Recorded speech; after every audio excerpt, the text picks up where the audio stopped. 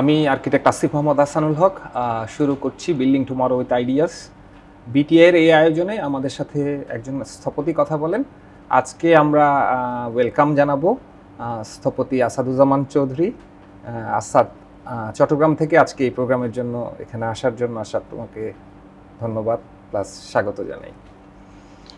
ধন্যবাদ আসিফ ভাই, এত সুন্দর একটা আয়োজনে আমাকে আমন্ত্রণ জানানোর জন্য, এবং একই সঙ্গে আমি বিটিআইকেও ধন্যবাদ জানাই এত সুন্দর একটা আয়োজন করার জন্য। আসাদ, আমাদের তো একটু পরিচিতি পর্ব হয় এই শুরুতে। আসাদের গ্র্যাজুয়েশন 2004-এ architecture discipline, Khulna university. Asad এরপরে কিছুদিন প্রণয়নে কাজ করেন এবং কেএনবি নামে ঢাকায় একটা ফার্মে কাজ করেন। পাশ করার পরে এই জার্নিটা খুলনা থেকে পাশ করে আসার পরে ঢাকা না করে এটা কেন চট্টগ্রামে প্রণয়নে কেন? আসলে এটা দিয়ে শুরু করি আর কি। না, খুলনা থেকে পাশ করার পর যেটা হয়, আমার বাকি ব্যাচমেটরা, বাকি বন্ধুরা বেশিরভাগই সবাই ঢাকায় কোনো না কোনোভাবে সেটেল করে যায়। আমার একটা পারিবারিক সীমাবদ্ধতা ছিল। ওই টাইমে আমার বাবা অসুস্থ থাকার কারণে আমাকে আসলে চট্টগ্রামে ব্যাক করতেই হয়েছিল।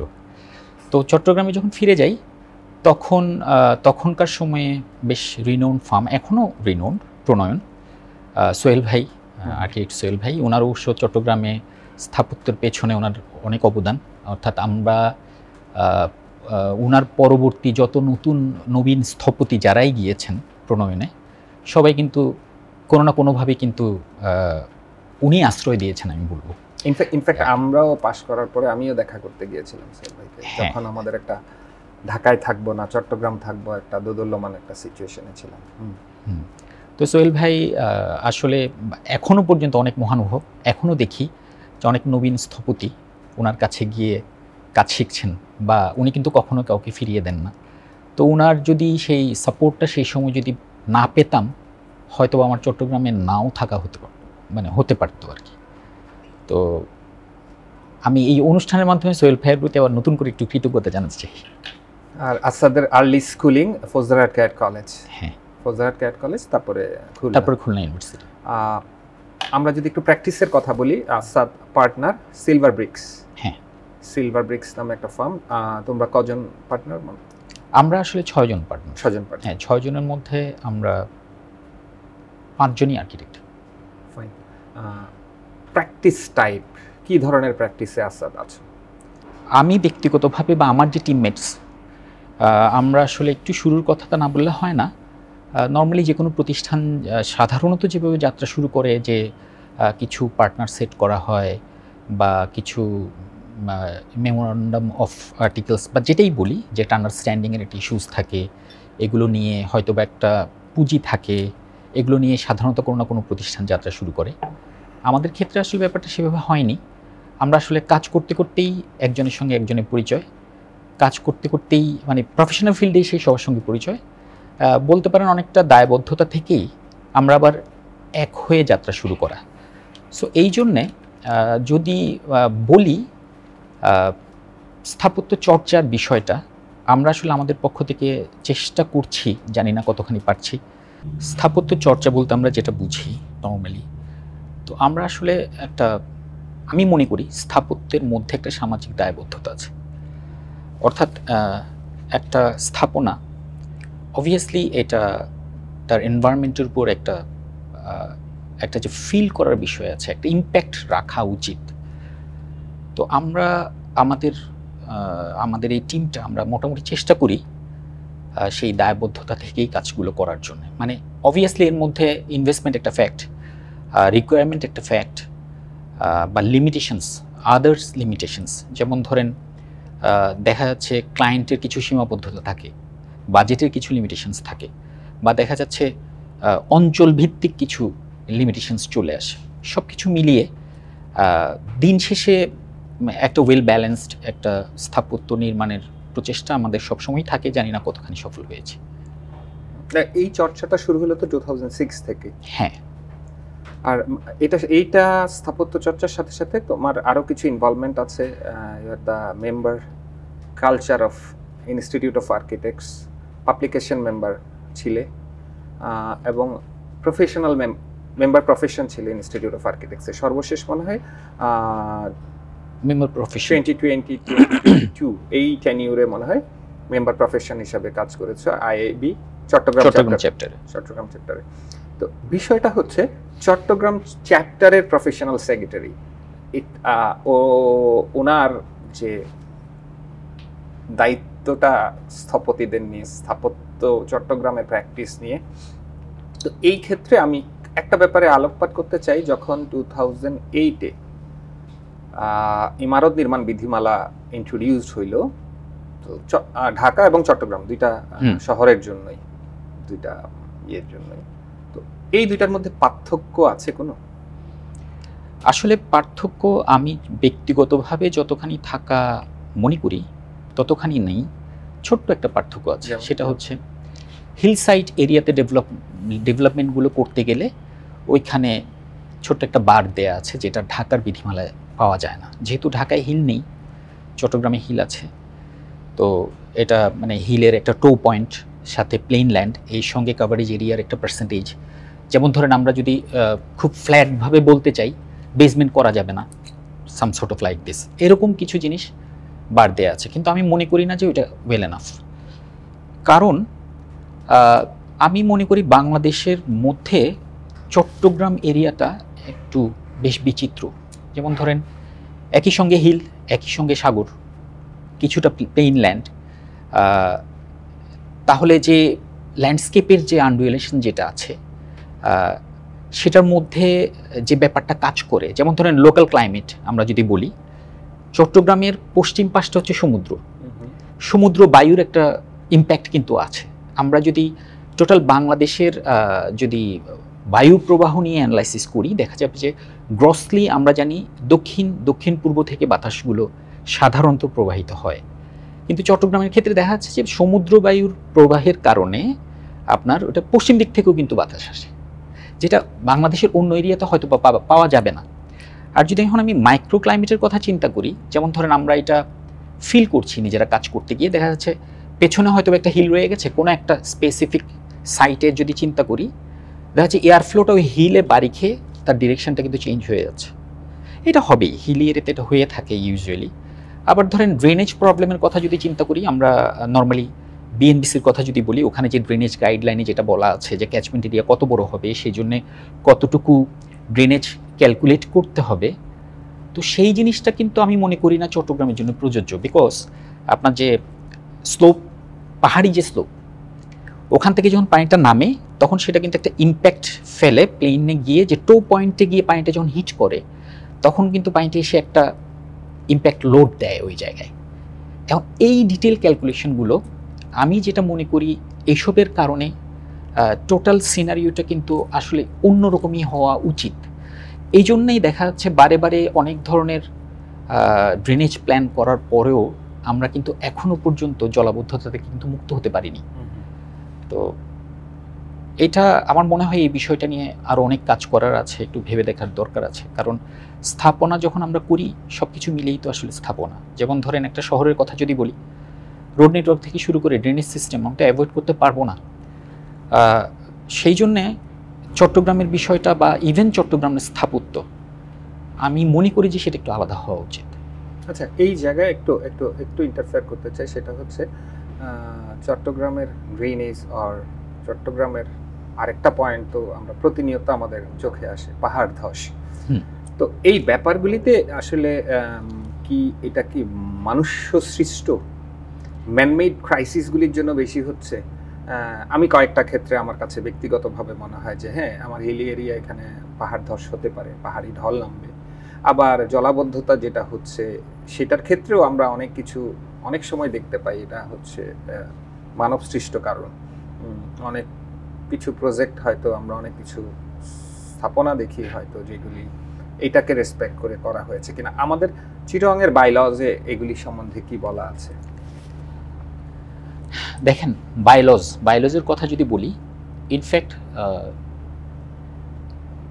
বিধিমালা কিন্তু একই বলতে গেলে। ঢাকার বিধিমালা, চট্টগ্রামের বিধিমালা অলমোস্ট সেম। ওই যে বললাম ছোট্ট একটা পয়েন্ট শুধুমাত্র ইন্ট্রোডিউস করা হয়েছে।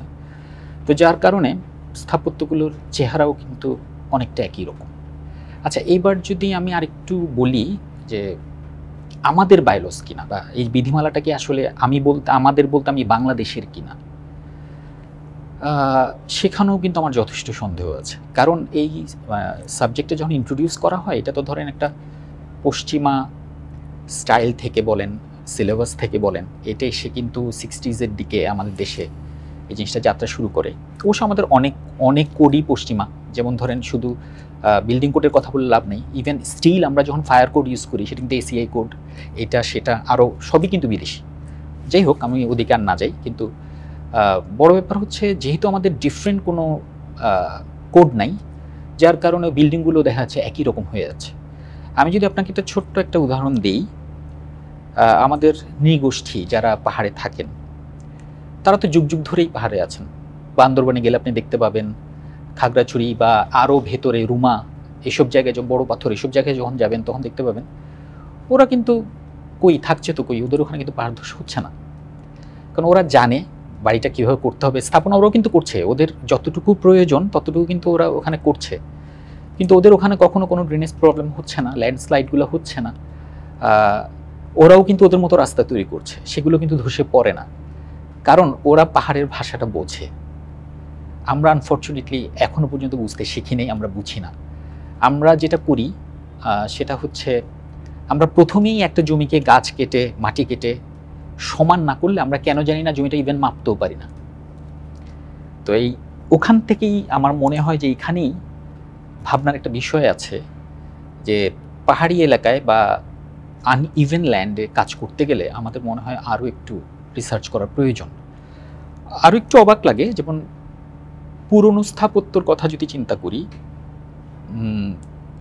চট্টগ্রামে যেমন ধরেন রেলওয়ে স্টেশন, ব্রিটিশ আমলের স্থাপত্য, কোর্ট বিল্ডিং, কোর্ট হিল, এটাও কিন্তু একদম হিল টপ। ওরা যখন ওগুলো যখন করেছিল তখন তো পাহাড় ধস হয়নি, এখন হচ্ছে। অবশ্যই এটা আমি বলবো যে আমাদেরই ভুল, কোথাও না কোথাও আমরা তো ভুল করছি, হয়তো হিসেবে মিলাতে পারছি না, অথবা আমরা ভাষাটা বুঝছি না। আমরা এখন ল্যান্ড ক্রাইসিসের কারণে হোক বা যে কোনো কারণেই হোক, আমরা জিনিসটা জোর করে চাপিয়ে দেওয়ার চেষ্টা করছি। অর্থাৎ ঢাকায় কিন্তু হিল নাই, তো ঢাকা শহরের বিধিমালাটা যদি আমি চট্টগ্রামে গিয়ে ইমপ্লিমেন্ট করার চেষ্টা করি, তাহলে সেই হিলের উপর ধরেন আমি যে চেয়ারে বসে আছি, এটা একটা ফ্ল্যাট ল্যান্ডে বসে আছি, চেয়ারের চারটা পায়া কিন্তু সমান। এখন এই চেয়ারটাই যদি আমি একটা কার্ভ জায়গায় বসাই, তাহলে তো আমাকে কিছু না কিছু মডিফাই করে নিতে হবে, আদারওয়াইজ আমি বসতে পারবো না। এই যে সিম্পল একটা ব্যাপার, এটা বোধ হয় আমরা আসলে এই একটা জায়গায় মনে হয় আমরা ভুল করি, অথবা এই জায়গায় প্রপার গ্রাউন্ড ওয়ার্কটা হয় না, আমরা জাস্ট কপি করেছে নিয়ে গেছি। তোমার এই এক্সাম্পলের সাথে আরেকটা বড় এক্সাম্পল, চট্টগ্রামে কিন্তু অনেক পুরনো একটা হাউজিং আছে যেটা 100% পাহাড়কে রেসপেক্ট করে করা, খুলশি সোফার। হ্যাঁ, তো খুলশিতে তো আমরা কোনো ডিজাস্টার আসলে মনে হয় শুনি নাই কখনো না, কারণ পাহাড় যেভাবে গেছে রাস্তাটা ওইভাবে গেছে। তুমি রেলওয়ের কথা বলেছো, রেলওয়েটা হচ্ছে রেলওয়ে পাহাড় যেভাবে পাহাড়ি কার্ভ নিতে বলেছে, আমার রাস্তাটা এইভাবে কার্ভ নেয়, এইভাবে উঠতে বলেছে, এখানেই করা। একটা ভবন এখানে, আরেকটা ভবন 15 ফিট নিচে, আরেকটা ভবন আরেকটু নিচে। তো সেই সেন্সে এই হাউজিংটারও তাই। ইভেন চিরঙের কয়েকটা ইনস্টিটিউটের আমরা যদি কথা বলি, institutional building like college, Chattogram কলেজের এক একটা বিল্ডিং এক এক জায়গায়।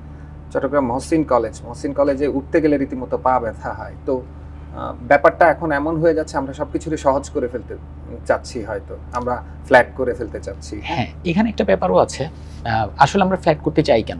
আগে যেটা হতো, আপনি যে কয়টা স্থাপনার কথা বলেছেন, মানে এক্সেপ্ট খুলশি রেসিডেন্সিয়াল এরিয়া, বাকিগুলো কিন্তু সরকারি স্থাপনা এবং বেশ পুরনো স্থাপনা। ওদের ল্যান্ড ক্রাইসিসটা ছিল না। আমি যদি মহসিন কলেজের কথাই চিন্তা করি, যেই পরিমাণ কলেজ এরিয়া, ওরা কিন্তু ওখান থেকে সুইটেবল জায়গাটা পিক করে ওদের রিকোয়ারমেন্ট অনুযায়ী স্ট্রাকচারটা করতে পেরেছে। একই কথা কিন্তু চট্টগ্রাম কলেজের ক্ষেত্র প্রযোজ্য। বা আমি জানি মানে অপ্রতুলতা সবসময় থাকে, আমি জানি ওখানে যদি গিয়ে এখন আপনি জিজ্ঞাসা করেন, ওরা বলবে আমাদের এটা নেই ওটা নেই, অনেক কিছুই নেই। বাট ওরা যেভাবেই হোক জিনিসটা অ্যাকোমোডেট করে নিছে, যার কারণে এখনও পর্যন্ত কিন্তু ওরা স্টেবল আছে। কিন্তু যেসব জায়গায় আমরা পাহাড় ধসের খবরটা শুনি মানে বেশিরভাগ ক্ষেত্রে, ওগুলো দেখবেন যে অলমোস্ট ইলিগাল সেটেলমেন্টস, মানে ওরা আসছে কোনো রকম থাকছে। আমরা অনেক সময় মানবতার দোহাই দিয়ে প্রথমে কিছু বলি না, ঠিক আছে থাকুক, কোথায় থাকবে। কারণ থাকতে গিয়ে ও প্রথমে হয়তো বা একটা 10x12 একটা রুম নিয়েছিল, তার সংসার একটু বড় হচ্ছে, সে আরেকটু করে রুমটা বাড়াতে চাচ্ছে। সে করলো কি, চিন্তা করলো যে আচ্ছা 2 ফিট কাটলে কি বার হবে, 2 ফিট একটু ঢাল আছে, কেটে সমান করে নিলাম। ওর দেখা দেখি আরেকজন হয়তো বললো যে আচ্ছা ঠিক আছে আমি না হয় 2 ফিট একটু যাই। এই যেতে গিয়ে কিন্তু আলটিমেটলি পাহাড়টা থাকছে না। এবং সবচেয়ে বড় ব্যাপার, ওরা যখন ন্যাচারাল স্লোপটাকে যখন নষ্ট করে দিচ্ছে, স্বাভাবিকভাবেই তখন পাহাড় ইটসেলফ তার ব্যালেন্সটা নষ্ট হয়ে যাচ্ছে, যার কারণে ল্যান্ডস্লাইডগুলো হচ্ছে। আর আরেকটা ব্যাপার আমি মনে করি যে, যেমন খুলশী হাউজিংয়ের কথা যখন বললেন, ওখানে কিন্তু প্লটগুলো করা হয়েছিলই ওভাবে যে এই জায়গাগুলো স্টেবল, ওখানে প্লট করা হয়েছে। এখন কিন্তু আপনি গেলে দেখবেন এখনো কিন্তু কিছু হিল এরিয়া একদম ফাঁকা আছে এবং ওগুলো রেস্ট্রিক্টেড, ওখানে কেউ কিছু করতে পারে না। কারণ ওখানেও যদি ঢুকে যায় তাহলে কিন্তু ওখানেও শুরু হয়ে যাবে।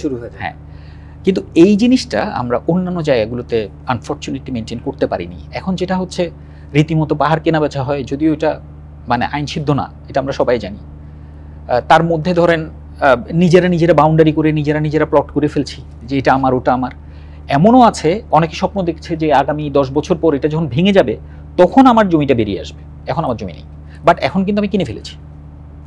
তো এই যে বিষয়গুলো, তো এগুলো অবশ্যই আমাদের নজর দেওয়া উচিত। তো এখানে তো স্থপতিরা একারা পারবে না, এটার জন্য একটা জাতীয়ভাবে কিছু নীতিমালা প্রয়োজন বলে আমি মনে করি, এবং এটা নিয়ে একটা অনেক গবেষণার দরকার আছে এবং খুব সিরিয়াসলি নেওয়ার মতো সময় কিন্তু আমাদের চলে আসছে। কারণ এখন কিন্তু আমি মনে করি অ্যাটলিস্ট আমাদের কিন্তু অলরেডি দেয়ালে পিঠ ঠেকে গেছে, যেই পরিমাণ ডিজাস্টার হচ্ছে এবং হবে ভবিষ্যতে। তো আমরা যদি এখনই সজাগ না হই, নেক্সট জেনারেশনের কাছে কিন্তু আমরা দায়বদ্ধ থেকে যাব। এটার সাথে আমরা খুলশীর কথা বলছিলাম, ওই হিলটার আরেকটু পরে যদি যাই পিছনের দিকে কিছু specific area like Chattogram polytechnic আর এইসব জায়গায় তো পাহাড়টা আসলে নাইও অনেকটা। হ্যাঁ, কিছু জায়গা কেটে ফেলছে, আমি স্পেসিফিক করে নামগুলি অনেক সময় আমরা বলতে পারি না হয়তো। তো এইসব জায়গাগুলি তো একদম ইনস্টিটিউশনাল বিল্ডিং আছে, ওইখানে রেসিডেন্সিয়াল বিল্ডিং আছে, অনেক কিছুই হচ্ছে। হ্যাঁ, তো এটা তো বিধিমালায় লেখাই আছে পাহাড় কর্তন করা যাবে না। এটা তো আসলে কি ব্যাপারটা কি নীতিমালার না ব্যাপারটা হচ্ছে প্রয়োগের? আমরা কত স্ট্রংলি জিনিসটা প্রয়োগ করতে পারছি? নীতিমালাটা এখনো পর্যন্ত যতখানি আছে, আমরা যদি এতটুকুই প্রয়োগ করতে পারতাম, আমার বিশ্বাস আমরা অনেক ভালো থাকতাম আজকের দিন পর্যন্ত। কেন বললাম, এই 2008 বিধিমালার আগে আমাদের যে বিধিমালাটা ছিল সেটা কিন্তু 96 বিধিমালা, যেটা এখনও আমাদের পৌর শহরগুলোতে কিন্তু এখনও আমরা সেই বিধিমালায় কাজ করে যাচ্ছি। ওই বিধিমালায় শুধুমাত্র একটা বিধির কথাই আমি বলি। ওখানে বিধিতে বলা ছিল স্থাপনা হবে রাস্তার এইচ থেকে 1.5 মিটার অথবা রাস্তার সেন্টার থেকে 4.5 মিটার, যেটা সর্বোচ্চ সেটাকে নিতে হবে। তো আমি যদি সেই 4.5 মিটারই যদি ধরি, অ্যাট এনি কস্ট আমাকে 4.5 মিটার দূরত্ব যেতেই হতো, তাহলে কিন্তু রাস্তাগুলো 9 মিটারের কম থাকার কথা না। 96 বিধিমালা যদিও আমরা সেটাও যদি প্রয়োগ করতাম, আজকে কিন্তু আমাদের শহরে 9 মিটারের নিচে কোনো রাস্তা থাকার কথা না। কিন্তু সেটা আমরা প্রয়োগ করতে পারিনি বা সেটার প্রয়োগ হয়নি। এখন এরপরে 2008 বিধিমালা একই ক্লজ কিন্তু ওখানেও আছে, কিন্তু আনফর্চুনেটলি সেটা প্রয়োগ যদিও আমি মনে করি যে 96-এর চেয়ে অনেক ভালো হয়েছে, অনেক আগের চেয়ে অনেক অনেক অনেক আরেকটু কোঅপারেশন, হ্যাঁ আরও অনেক বেটার প্রয়োগ হয়েছে। তারপরও এই হিলের পাহাড় কাটার যে বিষয়টা, সেটা আমার মনে হয় না যে আমরা বন্ধ করতে পেরেছি। শুধু পাহাড় কেন, যেমন ধরেন দিঘি ভরাট, নদী নালা ভরাট, সেগুলো তো একইভাবে দায়ী। হ্যাঁ, সেগুলোও চলছে। সেটা তো ঢাকায়ও আপনারা দেখতে পান, ঢাকায়ও একইভাবে আছে। তো আসলে টোটাল একটা শহর যদি বলি, কোনোটাই তো আসলে এর বাইরে না, আমি তো কোনোটাই বাদ দিতে পারবো না। আর চট্টগ্রামের বিষয়টা আমি বলবো, চট্টগ্রামটা যেহেতু অনেক বেশি ন্যাচারালি, আমি বলবো যে ন্যাচারালি রিচ বলেন, লিমিটেড বলেন, যাই বলেন না কেন, বাট সেখানে কাজ করতে গেলে অবভিয়াসলি আমাকে অনেক বেশি নেচারের সঙ্গে ব্লেন্ড হয়ে করতে হবে বা করা উচিত, যেটা আসলে আমরা নিজেদের অজ্ঞতার কারণেই হোক বা আমি বলবো যথার্থ পরিমাণে সময় দিচ্ছি না বলে সেটাও হতে পারে। একটা মজার ব্যাপার আছে, আমরা অনেক সময় শুনি এই নদীটা ভরাট হয়ে গেছে, নদী আবার খনন হচ্ছে, অথবা এই নদীটা কিছুটা দখল হয়েছে, এই নদীটা আবার পুনরুদ্ধার করা হচ্ছে, খাল পুনরুদ্ধার।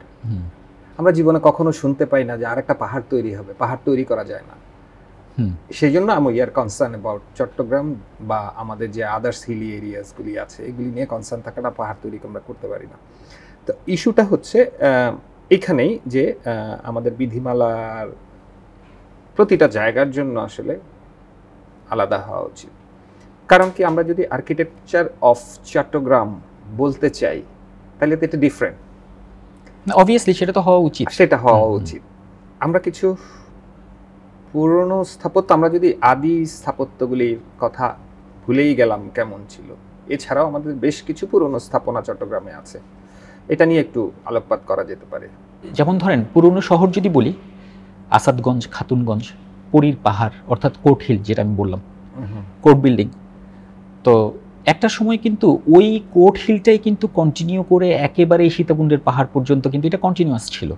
আপনি যদি পুরনো ম্যাপ দেখেন আপনি এই জিনিসটা খুঁজে পাবেন। ফয়েজ লেক এখন যেটা, ওটা তো আর্টিফিশিয়ালি তৈরি করা, ওই অংশটা ওটা এখনও কন্টিনিউশন আছে, বাট কোথাও কোথাও এই কন্টিনিউটিটা নষ্ট হয়ে গেছে। যেমন দেখেন আমরা এখন ইন্ডিভিজুয়ালি সেই কোর্ট হিলটা দেখি, কোর্ট বিল্ডিংটা ছিল বলে হয়তো ওটা বেঁচে আছে। এরপর থেকে খুলশি পর্যন্ত, অর্থাৎ যেখান থেকে এই যে ফয়েজ লেকের পাহাড়টা শুরু হচ্ছে, এই মাঝখানের লালখান বাজারের সামান্য একটু পাহাড় ছাড়া মাঝখানে একটু কিন্তু ওটা নাই, মানে আমরা খালি চোখে বুঝতে পারি না, হয়তো বা আছে, হ্যাঁ, কিন্তু অতটা ফিল করার পর্যায়ে আর নেই। আবার এখন যদি আপনি তার পেছনে চলে যান দেখবেন যে এরপরে আমার মনে হয় না আর আছে, কারণ মাঝে মাঝে ওখানে গেলেই দেখা যায় বিভিন্ন, যেমন হাউজিং তো অলরেডি হয়েছে। আমিও মানে ইস্পাহানির যে টেক্সটাইল যেটা আছে ওটার পেছনে কিন্তু একটা হাউজিং হয়েছে, নামটা আমার এই মুহূর্তে ঠিক মনে পড়ছে না, সেটা কিন্তু পুরোটাই পাহাড় কেটেই হয়েছে। আবার ধরেন এখন নর্থ খুলশির দক্ষিণ পাশে যেটা সাউথ খুলশি হয়েছে, ওটার সঙ্গে ইস্পাহানি যে হিলটা আছে ওর সঙ্গে দেখবেন যে দুইটা লেভেল আছে।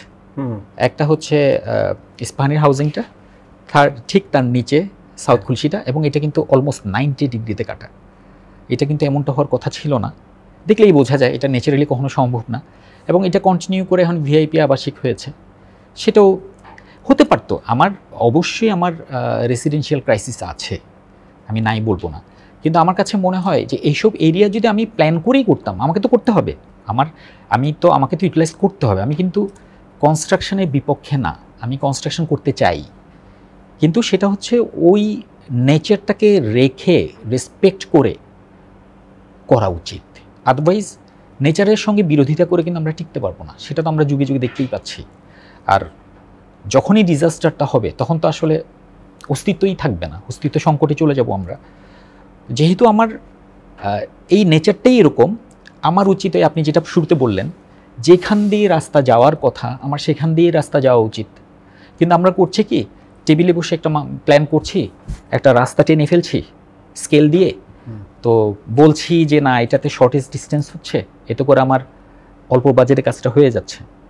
সো এই শর্টেজ ডিস্টেন্স করার জন্য আমি যা যা করার সবই করছি। আসলে ডিস্টেন্সটা হওয়ার কথা ছিল, হ্যাঁ ডিস্টেন্সটা হওয়ার কথা ছিল একটা এইভাবে অথবা এইভাবে, সেই মানে সবকিছুতেই আসলে এই যে একটা কি বলবো, এইটা কি কম্প্রোমাইজ বলবো না কি বলবো আমি ঠিক জানি না, বা যে এই যে ব্যাপারটা মানে এত সহজে একটা ডিসিশন নিয়ে নেয়। যেমন আমি আপনাকে আরেকটা একদম প্র্যাকটিক্যাল এক্সাম্পল দিই।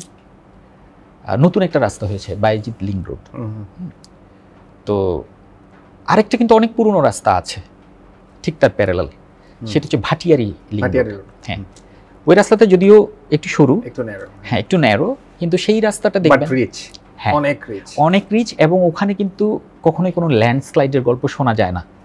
রাস্তাটা কিন্তু অনেক আগের হওয়া সত্ত্বেও এখনো কিন্তু বেশ এনজয়েবল একটা road. At the same time নতুন যেটা হলো সেটাতে কিন্তু মানে যে কোনো মুহূর্তে কিন্তু ল্যান্ডস্লাইড হয়ে রাস্তাটা বন্ধ হয়ে যাবে। আই ক্যান রিকল ওটার একটা সাইড প্রায় সময় একটা জোনে বন্ধই থাকে বিকজ অফ দ্যাট, পাহাড়ি মাঠে এসে বসে থাকে। তো এটার জন্য যে গল্পটা আমরা শুনি সেটা হচ্ছে যে লিমিটেশনস অফ বাজেট, ডিস্টেন্স কমানোর জন্য আমরা এটা করেছি। হ্যাঁ, তো এখন ডিস্টেন্স কমানোর জন্য মনে হয় আরও অন্যান্য ওয়ে থাকতে পারতো। হ্যাঁ, যাই হোক, কিন্তু আমরা যে কাজটা করলাম এর জন্য হয়তো বা এই যে একটা ডিজাস্টার তৈরি হচ্ছে, এটার জন্য তো পরবর্তী প্রজন্মের কাছে আমরা দায়ী। Actually man-made. হ্যাঁ, ম্যানমেড, অবভিয়াসলি ম্যানমেড। প্রতিটা ডিজাস্টারই আসলে ম্যানমেড। তার আগে আরেকটা এটার সাথে সম্পর্কিত, চট্টগ্রামে শুধু পাহাড় কেন্দ্রিক, সাগর কেন্দ্রিক না, Chattogram is a port city আমরা বলি, দ্বিতীয় বাণিজ্যিক রাজধানী বলি। কারণটা কি? কারণ হচ্ছে আমাদের পোর্ট আছে, আমাদের অসংখ্য, এখন মংলা পোর্ট দিয়ে অনেক কিছু আসে, বিশাল একটা কার ইম্পোর্ট অ্যান্ড নানাবিধ বাইরে থেকে যা অলমোস্ট 80% আমদানি রপ্তানি কিন্তু চট্টগ্রাম দিয়ে হয়। এক, দুই হচ্ছে চিটাগংয়ে আরো কিছু বৃহৎ শিল্প আছে, স্টিল ফ্যাক্টরি, ওর একটা impact on atmosphere, impact on environment আছে। চিটাগংয়ে শিপ ব্রেকিং ইয়ার্ড আছে, এটা নিয়ে মাঝে ডিজাস্টার আমরা দেখলাম। তো ওইটা কেন্দ্রিক, ওইটার একটা কেসমেন্ট এরিয়া আছে, ওইটার একটা আমরা রেডিয়াস ধরতে পারি যে একটুকের আসলে ইস্যুটা সম্পূর্ণ ভিন্ন হওয়ার কথা ছিল। তো আমরা বারবার এইটার কথাই বলছি, আসলে ওইটা করতে গেলে কি করব, আর ওইটার কত মিটারের ভিতরে, একটা হেরিটেজ বিল্ডিং এর আমাদের একটা রেডিয়াস দেয়া থাকে যে একটুকের ভিতরে এই করা যাবে, একটুকে একটু করতে হবে, এটি এক লাইকে গ্যালারি এইভাবে করে একটা বলের মতো ডেভেলপ করবে, একটা হিস্টোরিক্যাল বিল্ডিং রে যদি চিন্তা করি তার আশেপাশে ডেভেলপমেন্ট। তো চট্টগ্রামে এরকম অসংখ্য ব্যাপার আছে, প্রফেশনাল ফ্যাক্টরিজগুলি আছে, লাইক এই যে যেগুলি বললাম, এইগুলি কেন্দ্রিক কোন খুব বেশি আমাদের কিছু আছে কিনা বা চিন্তা করাটা খুব জরুরি। দেখেন, যদি ইন্ডাস্ট্রিয়াল সেক্টরটা ধরি, আমাদের কিন্তু ইন্ডাস্ট্রিয়াল সেক্টরগুলো নিয়ে খুব একটা কাজ আমরা ইদানিং শুরু হয়েছে, বাট খুব বেশি দিন হয়নি, এবং অত্যন্ত দুঃখজনক হলেও সত্যি তার জন্য আমাদের একটা অনেক বড় ম্যাসিভ ডিজাস্টার ফেস করতে হয়েছে। আমি যেটা মনে করি, রানা প্লাজা ট্র্যাজেডি যদি না হতো, আমাদের বোধহয় গার্মেন্টস ইন্ডাস্ট্রিগুলো আজকের এই জায়গায় আসতো না। তো ইন্ডাস্ট্রিয়াল সেক্টর যদি বলি যে বাংলাদেশে চট্টগ্রাম এবং খুলনা, এখানেই বোধহয় সবচেয়ে বেশি ইন্ডাস্ট্রিয়াল ডেভেলপমেন্টগুলো অবভিয়াসলি পোর্টের কারণেই হয়েছে। কিন্তু যদিও বাংলাদেশের ইকোনমিতে এটা যথেষ্ট অবদান রাখা সত্ত্বেও এই বিষয়গুলো নিয়ে একটা প্ল্যানিংয়ের যে একটা ব্যাপার আছে, যেমন আমরা সবাই মনে করি উন্নয়ন মানেই কনস্ট্রাকশন, যেহেতু সাধারণের চোখে আসলে কনস্ট্রাকশনটাই চোখে পড়ে, কিন্তু কনস্ট্রাকশনের আগের যে ফেজটা, প্ল্যানিং, অ্যানালাইসিস, এই জিনিসগুলোতে আসলে আমরা খুব R&D যদি বলি ইন এ সেন্স, আমরা আসলে খুব একটা বেশি গুরুত্ব এখনও দিচ্ছি না, আগে তো দেইনি। যেমন ধরেন শিপ ব্রেকিং ইন্ডাস্ট্রি, আমাদের শিপ ব্রেকিং ইন্ডাস্ট্রি কিন্তু অনেক বড়, এবং এটা বাংলাদেশি ইকোনমির জন্য এটা অনেক বড় একটা অবদান রাখে। এটাকে নিয়ে সারা পৃথিবীতে অনেক কথা হয়, হ্যাঁ, কিন্তু আমরা এখনো পর্যন্ত এটাকে কিন্তু বাঁচিয়ে রাখার জন্য যা যা করা দরকার তার কোনো কিছুই বোধহয় আমরা করছি না আর কি। এখন ধরেন পরিবেশবাদীরা বলবে যে এটা পরিবেশ দূষণ করছে, আমরা চেষ্টা করতেছি এটা কমাই দেব, কিন্তু এটা যে আমারই একটা ঐতিহ্যবাহী একটা ইন্ডাস্ট্রি, এটাকে তো আমরা চাইলে দূষণমুক্ত করতে পারি, অন্যভাবে ভাবতে পারি। অনেকগুলো ওয়ে আছে। এখন হচ্ছে গবেষণা, হচ্ছে না তা না, বাট এটা আরও আগে থেকে শুরু হওয়া উচিত ছিল। তো আমি আশা করি যে এটা খুব শীঘ্রই হয়তো আমরা একটা পর্যায়ে চলে যেতে পারবো। আর গার্মেন্টস ইন্ডাস্ট্রি বা আদার্স ইন্ডাস্ট্রি, যেমন কিছুটা শিল্পর দিকে যদি যাই, আমরা এখন আমি বলতে পারি যে বাংলাদেশের গার্মেন্টস ইন্ডাস্ট্রি অবভিয়াসলি একটা ওয়ার্ল্ড ক্লাস পর্যায়ে চলে গেছে, কিন্তু আদার্স ইন্ডাস্ট্রি, যেমন আপনি স্টিল ইন্ডাস্ট্রিজের কথা বললেন বা অন্য যে ইন্ডাস্ট্রিগুলো আছে, ওগুলো এখনও কিন্তু এই পর্যায়ে যায়নি। কারণ এটার পেছনে যদি আপনি আমার কাছে জানতে চান, তাহলে আমি বলবো এইটা যে শুধুমাত্র নীতিমালার কারণে হয়েছে তা না, এটার পেছনে কিন্তু যারা বায়ার ছিল তাদের একটা অনেক বড় ভূমিকা আছে। তারা এটাতে জোর দেওয়াতে আমি মনে করি যে এই জিনিসটা আজকের এই পর্যায়ে আসছে। চট্টগ্রাম যেহেতু আমি প্রথমেই বলেছি ডাইভার্সিফাইড, ন্যাচারালি যেমন বিজনেস ইম্প্যাক্ট হিসেবেও তেমন, আপনি তো বললেনই বাণিজ্যিক রাজধানী, সেই হিসাবে কিন্তু এটার ইম্প্যাক্টটা অন্যরকম। কিন্তু আমাদের বাংলাদেশটা হচ্ছে কি খুব ঢাকা কেন্দ্রিক, ডিসেন্ট্রালাইজড, এই যে মানসিকতাটা আসলে আমাদের তৈরি হয়নি। কিন্তু ডিসেন্ট্রালাইজ না হলে, হ্যাঁ, আপনি হয়তো একটা পয়েন্টে আপনি আগাবেন, সামগ্রিকভাবে সবাইকে নিয়ে আগানোর যে ব্যাপারটা, সেটা মনে হয় ডিসেন্ট্রালাইজেশন ছাড়া সম্ভব না। আজকে যদি, যেমন আমি যদি চট্টগ্রামের ইতিহাসের কথা বলি, চট্টগ্রাম বন্দরের যে কার্যক্রম জবে থেকে অলমোস্ট 400-500 বছর আগে থেকে, তাহলে সেই হিসেবে যেই পরিমাণ ডেভেলপমেন্ট হওয়ার কথা ছিল সিটিটা, অতখানি কিন্তু হয়নি। বরং অনেক ক্ষেত্রে অনেক কিছু কমেছে, বাড়ে তো নাই, অনেক ক্ষেত্রে অনেক কিছুই কমেছে। যেমন একটা সময় খাতুনগঞ্জ কেন্দ্রিক ব্যবসাটা যেই পরিমাণ ছিল, এখন কিন্তু ঠিক এটা আগের জায়গায় নেই। স্থাপত্যের কথা বলতে গিয়ে কেন আমি ওখানে চলে যাচ্ছি বারবার, কারণ হচ্ছে স্থাপত্যের সঙ্গে কিন্তু ইকোনমিটা একটা খুব ওতপ্রোতভাবে জড়িত। একটা ভালো স্থাপত্য তৈরি করতে গেলে তার সঙ্গে কিন্তু অনেকগুলো স্টেক হোল্ডার চলে আসে। মানে স্থপতি একার পক্ষে সম্ভব না একটা ভালো স্থাপত্য তৈরি করা, কারণ এই স্থাপত্যটা যতক্ষণ না পর্যন্ত ফিজিক্যালি এক্সিস্ট করে ততক্ষণ পর্যন্ত তো এটা তো কোনো ইম্প্যাক্ট ফেললো না সমাজে। তো আমরা যতই ডিজাইন করি, যতই যাই করি, কিন্তু সেটা যদি আমরা এক্সিকিউশনে যেতে না পারি তাহলে কিন্তু আর হলো না। এখন এই এক্সিকিউশনে যেতে গেলে যতগুলো বাধা আমাদেরকে অতিক্রম করতে হয়, নাম্বার 1 প্রথমেই যেটা অতিক্রম করতে হয় সেটা হচ্ছে বাজেট। এটা থাকবে, এটা অবশ্য যে কোনো ক্ষেত্রেই প্রযোজ্য, যেহেতু আমাদের ইকোনমিটাই মানে একটু আমরা দরিদ্র দেশ, হ্যাঁ, সেই হিসেবে বাজেটটা থাকে। অ্যাট দ্য সেম টাইমস আমাদের অনেক লিমিটেশনস কীরকম, আমাদের জমি ছোট, দেশ হিসেবে আমাদের ডেনসিটি অনেক হাই, হ্যাঁ, জমি কম, আমাকে অনেক কিছু একসঙ্গে অ্যাকোমোডেট করতে হয়। হ্যাঁ, দেখা যাচ্ছে যে আমাদের যে ঐতিহ্যগত পরম্পরা, যেটা যে একটা জমি বাবার কাছ থেকে আমি পেয়েছি, সো এই জমিটা কিন্তু ভাগ করার মতো আর জায়গা নেই, কিন্তু আমরা ভাই বোন সবাইকে তো শেয়ার করতে হবে। সো যখনই কোনো ডেভেলপমেন্টে যাচ্ছে তখন দেখা যাচ্ছে যে ল্যান্ড ওনারই বলছে যে আমাকে কিন্তু 10টা ফ্ল্যাট দিতেই হবে, ছেলেকে 2টা দিতে হবে, মেয়েকে 1টা দিতে হবে, so and so lots of calculations. তখন আপনি যখন দেখবেন যে 10টা ফ্ল্যাট যদি ল্যান্ড ওনারকেই দিতে হয়, তাহলে আপনাকে তো ইনভেস্টমেন্টটা তো রিটার্ন আনতে হবে। এই যে একটা জটিল প্রক্রিয়া, এটা অবশ্য সমগ্র দেশের জন্যই প্রযোজ্য, এটা শুধু চট্টগ্রামের জন্য না। মানে এই ধরনের অনেকগুলো জটিলতা আছে। তার মধ্যে আমি বলবো আমাদের ক্লায়েন্ট বেসটাকে, গ্রুপটাকে যে এডুকেটেড করার যে একটা দায়িত্ব আছে, সেখানটা তো বোধ হয় আমাদের কিছু ব্যর্থতা আছে। এখানে একটা আসাদ, আমি একটু কিছুটা দ্বৈততা বলতে পারো আসলে। আমরা এডুকেটেড কিনা, এই প্রশ্নটা এই সেন্সে আমরা চিন্তা করতে পারি। আমাদের স্থাপত্যের যে আমরা যা পড়ি, আমাদের স্কুল আছে, স্কুলগুলি নিয়ে একটু কথা বলি, সেই ক্ষেত্রে বের হয়ে আসবে যে আমরা নিজেরা এডুকেটেড কিনা to serve the society. Client আসলে, আমার দৃষ্টিতে ক্লায়েন্ট আসলে এডুকেটেড তো চাওয়া। আমি তো অনেক লাগেজ তোলার চেষ্টা করি একটা গাড়িতে, শেষ পর্যন্ত গাড়ি আমাকে কি বলে দেয় যে তোমার ওয়েটেজ একটু, অথবা তুমি এত লিটার পর্যন্ত তোমার ভলিউম আছে, হ্যাঁ, এর বেশি তো তুমি নিতে পারো না। ইস্যুটা হচ্ছে হাউ আই ক্যান থিঙ্ক, আমি আর্কিটেক্ট হিসাবে, প্রফেশনাল হিসাবে কিভাবে চিন্তা করছি। এই চিন্তা বা এই কথার আমরা একটু আলোকপাত করতে গিয়ে একটু বলি, চট্টগ্রামে আমার জানা মতে 2টা আর্কিটেকচারাল স্কুল আছে। একটা সম্ভবত 2010-এ, আর একটা 11 বা 12-এ হয়েছে, একটা সরকারি আর একটা বেসরকারি স্কুল আর্কিটেকচার পড়ানোর জন্য। তো এত ইম্পর্টেন্ট একটা জায়গা যেখানে আমরা অনেক ধরনের প্রফেশনের কথা বললাম, কথা প্রসঙ্গে চলে আসলো খাতুনগঞ্জ, মানে মনে হয় বাংলাদেশে একটা শহরে সবচেয়ে বেশি ব্যাংকের ব্রাঞ্চ এক জায়গায় পুঞ্জীভূত, খাতুনগঞ্জ থেকে সবচেয়ে বেশি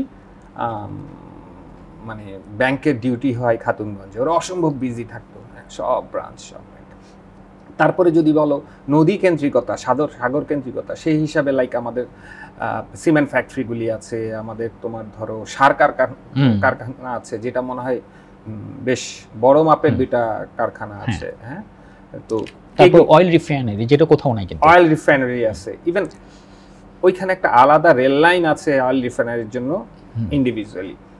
এত ডাইভার্সিফাইড একটা জায়গায় আসলে আমরা যে স্কুলগুলির কথা বলছি, আমাদের স্কুলে আমি জানি 1-2টা স্কুলে মাঝে মাঝে যাও বিভিন্ন, তো স্কুলগুলি আসলে কিভাবে আর্কিটেক্ট তৈরি করছে। পড়াচ্ছে, নাকি আসলে আমরা ওই যে যেটা তুমি বলছিলা পশ্চিমা যে আমাদের যে কারিকুলামটা আসলো সেটা আসলে চট্টগ্রামে গিয়ে কি হচ্ছে? আমি দীর্ঘ সময় দিব আসাদ, আরেকটা জিনিস একটু আমরা মিস করে গেছি হয়তো।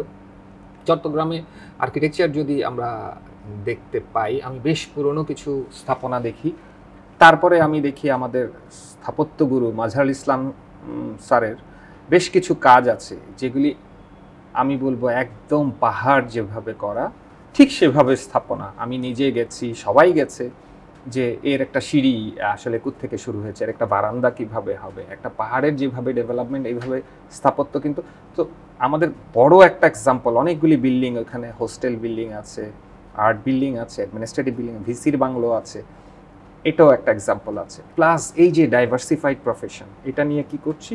আরেকটা হচ্ছে তুমি শুরুই করেছিলা যে আমাদের আদিবাসী যারা আছেন, তো আদিবাসীর ওইখানে গিয়ে আজকে আস্তে আস্তে তুমি বলছিলা যে আমি যখন পাহাড়ে গিয়ে আগে কখনো পাহাড় ধস শুনিনি, এখন শুনলাম যে আমি যেখানে প্রজেক্ট করছি ওইখানে পাহাড় ধস। Is it all about know how of that hill? তো স্কুলগুলিতে কিভাবে পড়াচ্ছে? দেখেন, এটা খুব আমাদের দুর্ভাগ্য চট্টগ্রামবাসী হিসেবে আমি বলছি। বাংলাদেশের ইকোনমিতে এত আগে থেকে এত বড় অবদান রাখা সত্ত্বেও স্থাপত্যের মতো এত ইম্পর্টেন্ট একটা প্রফেশন চট্টগ্রাম শহরে বা স্কুল, প্রফেশন বলবো না, স্কুল চট্টগ্রাম শহরে কিন্তু এটা যাত্রা শুরু করেছে 2010-এ। খুব দুঃখজনক। হ্যাঁ, তো 2010-এ যখন যাত্রা শুরু করেছে, এখন 2024, স্কুল হিসেবে কিন্তু বলতে গেলে নতুন স্কুল, একদমই নতুন। হ্যাঁ, তো সেই হিসেবে নিজেদের গবেষণা, ইন্ডিভিজুয়াল গবেষণা স্ট্যাবলিশ করার মতো বয়স কিন্তু আসলে স্কুলগুলোর হয়নি। ইউনিভার্সিটিগুলো কি আসলে, আমরা ইউনিভার্সিটি মানেই কিন্তু এটা কিন্তু জ্ঞানের আদান প্রদানের একটা বিষয় থাকে, কিন্তু মানে ইউনিভার্সিটি অ্যাকচুয়ালি একটা রিসার্চ সেন্টার। মানে আমরা যখন স্টুডেন্ট ছিলাম খুলনায়, আমরা দেখতাম আমাদেরকে কিছু ওই আরবান প্রজেক্ট দেওয়া হতো, আমরা গ্রুপে গিয়ে বিভিন্ন জায়গায় কিন্তু আমরা নিজেরা কিন্তু সার্ভে করতাম, সার্ভে করে নিজেদের একটা থটস আমরা রেডি করতাম। এগুলো কিন্তু গবেষণা, এবং এগুলোর যথেষ্ট গুরুত্ব আছে, কারণ এই গবেষণাগুলো সাধারণত কিন্তু জেনুইন হয়ে থাকে। কারণ স্টুডেন্টরা খুব আনন্দ নিয়ে, আমিও যখন স্টুডেন্ট ছিলাম আমি কিন্তু বেশ চ্যালেঞ্জ নিয়ে, আনন্দ নিয়ে কিন্তু কাজগুলো করেছি, বসে বসে গাড়ি গুনেছি রাস্তায় দাঁড়িয়ে থেকে থেকে। তো যেটা স্টুডেন্টদের পক্ষেই সম্ভব আমি বলবো। আর পরিবর্তিত পরিস্থিতি আপনি দেখতেই পাচ্ছেন ছাত্ররা কি করে ফেললো, সম্ভব, সব কিছুই সম্ভব। কিন্তু এই গ্রুপ অফ পিপলটা আমরা 2010-এর আগে থেকে পাইনি। এখনও পর্যন্ত আমি মনে করি জাস্ট মাত্র 2টা স্কুল, ওখান থেকে 35-70 জন মাত্র ছাত্র বের হয়, তাও এটা মানে কোর্স কমপ্লিট করতে তো অবভিয়াসলি সবাই পারে না, কিছু রয়ে যায়। এটা আমি মনে করি এনাফ না। অন্তত চট্টগ্রামের কথা যদি চিন্তা করি, আপনি যদি চট্টগ্রাম রিজিয়নটা চিন্তা করেন, এরিয়াটা কিন্তু কম বড় না।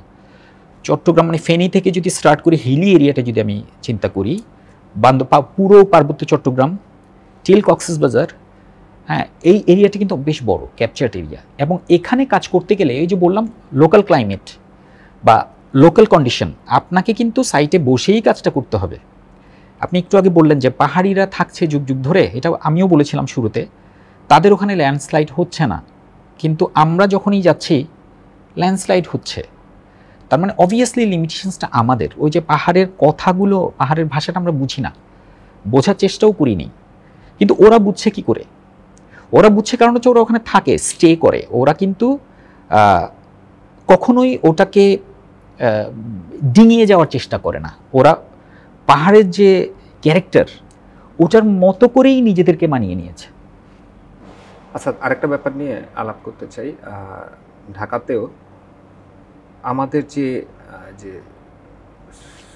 স্থাপত্য চর্চা বলি বা আমাদের প্রফেশনাল কাজের যে জায়গাগুলি, এগুলির জন্য বেশ কিছু অথরিটির, বেশ কিছু স্থপতির ভূমিকা আছে, নগর পরিকল্পনাবিদদের ভূমিকা আছে, প্রকৌশলীদের ভূমিকা আছে, এবং কিছু অথরিটির ভূমিকা আছে।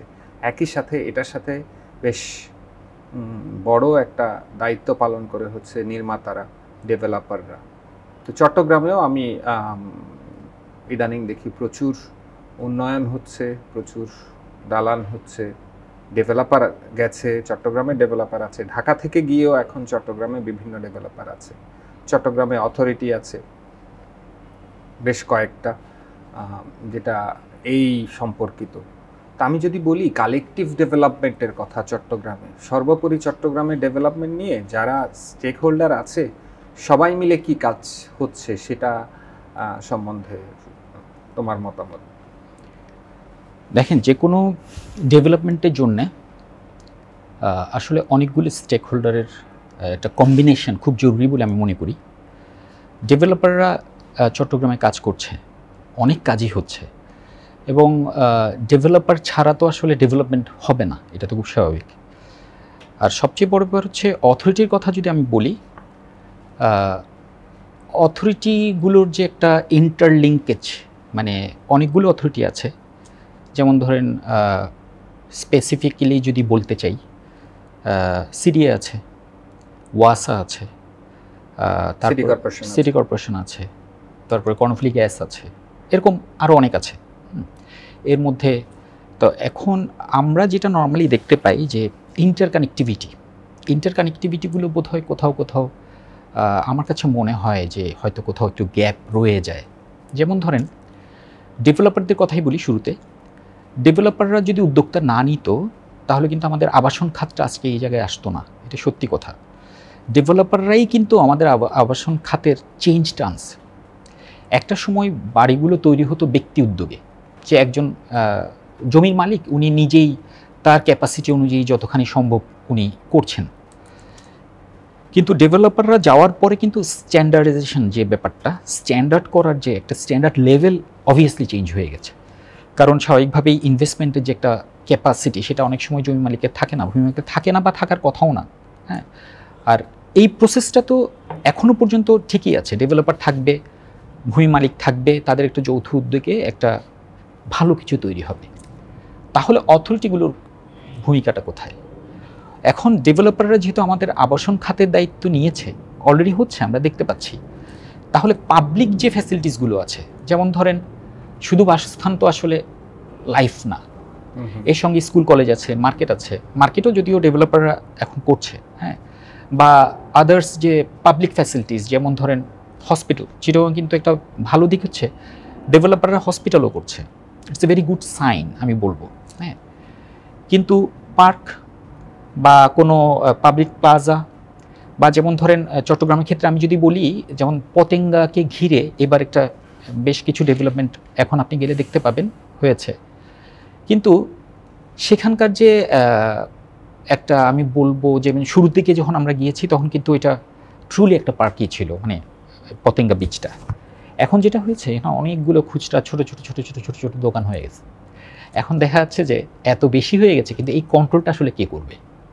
হ্যাঁ, এটা তো একক ডেভেলপারের পক্ষে এই কন্ট্রোলটা করা সম্ভব না, বা ইন্ডিভিজুয়াল প্রফেশনালসের পক্ষে এই কন্ট্রোলটা করা সম্ভব না। এর সঙ্গে অবভিয়াসলি একটা ম্যানেজমেন্ট পলিসি তৈরি হওয়া উচিত বলে আমি মনে করি।